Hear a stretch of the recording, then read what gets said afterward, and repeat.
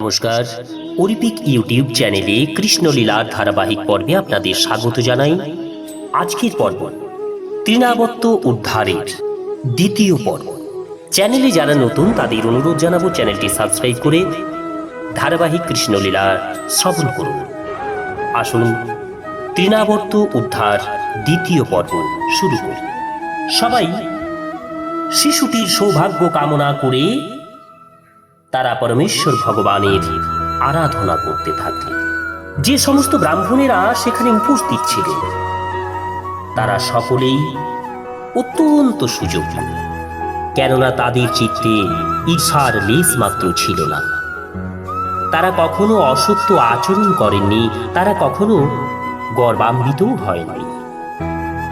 তারা সম্পূর্ণভাবে অহিংস ছিলেন এবং তারা অমানী ছিলেন। তারা সকলেই ছিলেন যথার্থ ব্রাহ্মণ।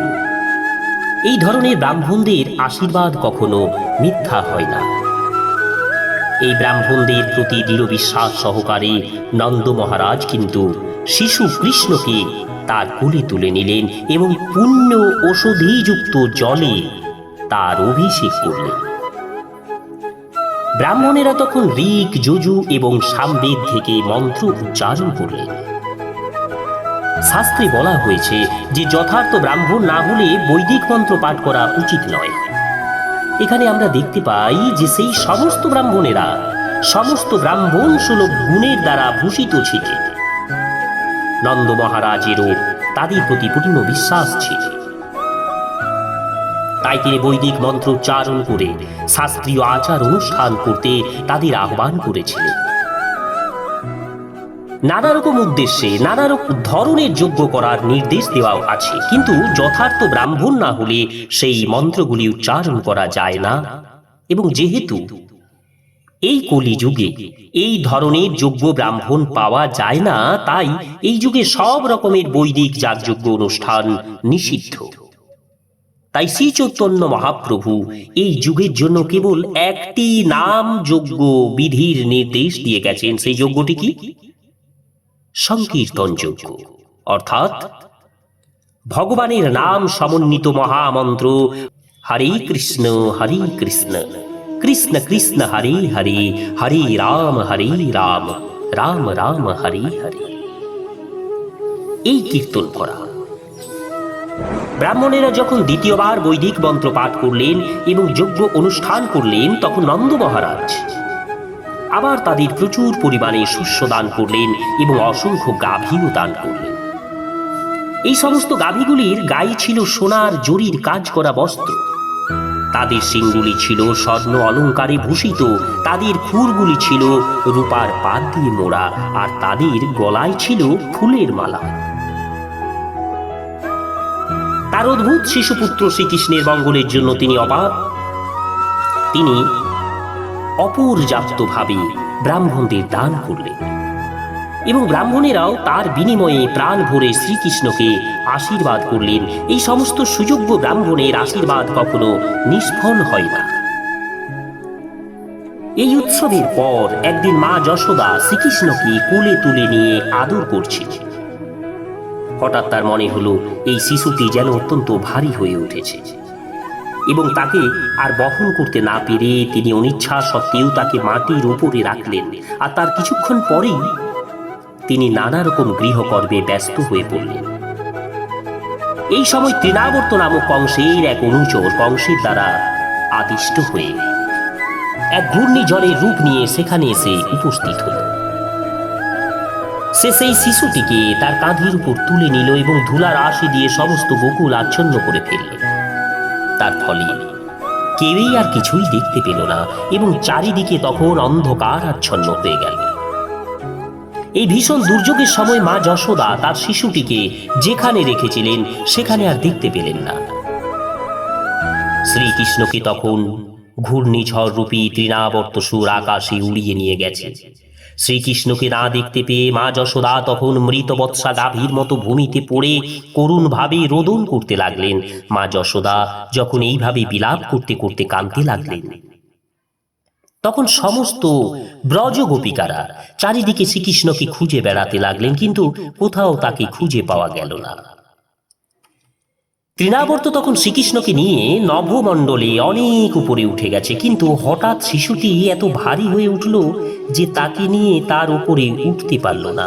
তখন তাকে ঘূর্ণিঝড় রূপী কার্যকলাপ বন্ধ করতে হল। শিশু শ্রীকৃষ্ণ অত্যন্ত ভারী হয়ে পড়ার ফলে তার ভারে তৃণাবর্ত সুর নিচের দিকে পড়তে লাগল। শ্রীকৃষ্ণ তার গলা জড়িয়ে ধরেছিল, আর তাই সে তার ভার থেকে মুক্ত হতে পারছিল না।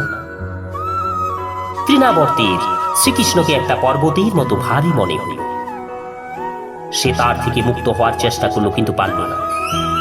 তার চোখ দুটো কোটর থেকে বেরিয়ে পড়তে লাগলো। সে অস্ফুট শব্দ সহকারে প্রান্তিক করে বৃন্দাবনে পতিত হলো, আর তার সমস্ত শরীর বিধ্বস্ত হল। তাকে মহাদেবের বাণে নিহত ত্রিপুরাসুরের মতো মনে হল।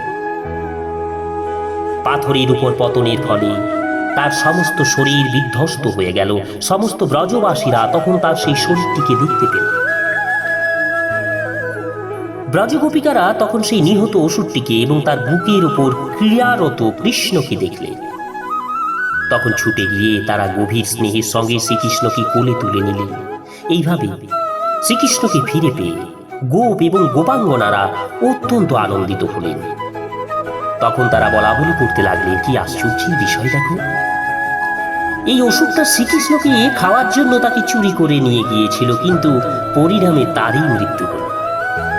কেউ কেউ বলল, যারা অত্যন্ত পাপী তাদের পাপের ফলে তাদের মরণ হয়, আর শ্রীকৃষ্ণ হচ্ছে অত্যন্ত পুণ্যবান, তাই এই রকম বিপদ থেকে সে রক্ষা পায়।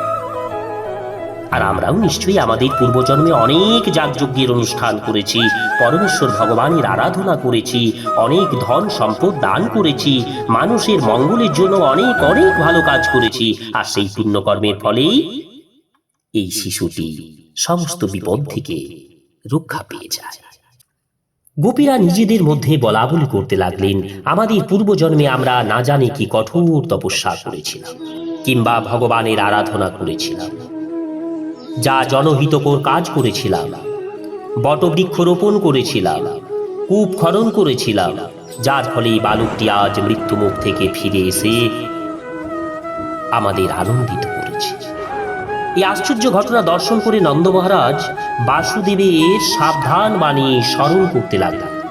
একদিন মা যশোদা শ্রীকৃষ্ণকে কোলে নিয়ে পুত্র স্নেহে বিগলিত হৃদয়ে শত প্রবাহিত স্তনদুগ্ধ পান করবার জন্য চুম্বন করে তাকে আদর করছিল।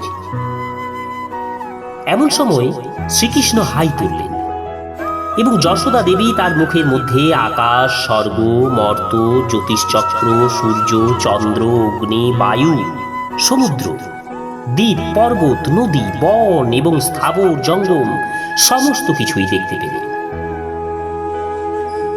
মৃগনয়না যশোদা দেবী হঠাৎ শিশুর মুখে এইভাবে নিখিল বিশ্ব দর্শন করে কম্পিত কলেবরে ও স্ফুট স্বরে বলে উঠলেন, এ কি অপূর্ব দৃশ্য!